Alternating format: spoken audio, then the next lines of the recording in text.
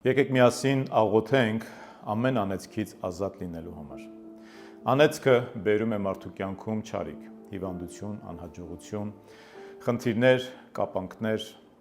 Այսօր Տեր Հիսուսը կարող է ազատ արձակել բոլորին ամեն անեծքից, որովհետև Սուրբ Գիրքը ասում է. Քրիստոսը խաչի վրա գանվեց, ինքը մեր փոխարեն անիծվեց, որպեսզի մենք, նրան հավատացողները, ազատ լինեն ամեն անեծքից։ Հայր, գալիս ենք քո առաջ քո որդու Հիսուս Քրիստոսի անունով եւ խնդրում ենք քեզ, քանդիր այս անեծքի կապանքները մեր վրայից, մեր կյանքից, մեր ընտանիքից, մեր մարմնի վրայից, մեր ժառանգությունից։ Ամեն անեծքը թող քանդվի, ամեն կապանքը թող քանդվի։ Եթե անեծք կա մեր կյանքերի մեջ, Տեր,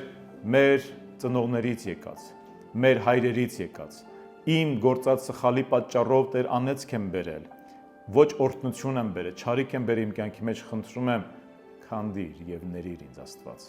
Տուր ինձ հաջողություն, տուր ինձ բժշկություն, առողջություն։ Խնդրում եմ, Տեր, այն դռները, որոնք փակված են իմ առաջ, բացիր այդ դռները օրհնության եւ տուր ինձ կյանք, ուրախություն եւ հաջողություն։ Հիսուս, Բարձրյալ Աստված, դու վերքերի Տեր եղար, որպեսզի մենք ազատ լինենք ամեն ցավից եւ հիվանդությունից։ Բժշկիր եւ օրհնիր մեր կյանքը։ Ամեն։